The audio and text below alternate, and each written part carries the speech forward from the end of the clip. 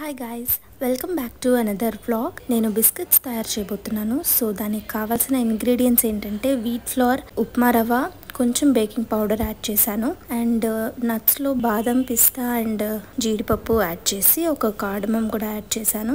Dry ingredients అన్ని mix చేసుకున్న తర్వాత జాగరీ పౌడర్, కొంచెం మిల్క్ అండ్ గీ కూడా యాడ్ చేయాలి.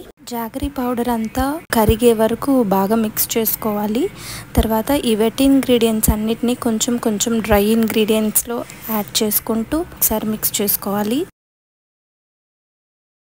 ఇప్పుడు చేతికి కొంచెం గీ అప్లై చేసుకొని మనకి కావాల్సిన షేప్లో బిస్కెట్స్ని తయారు చేసుకోవచ్చు. లేదా కుకీ కట్టర్స్ ఉంటాయి కదా, వాటితో అయినా మనం కట్ చేసుకోవచ్చు.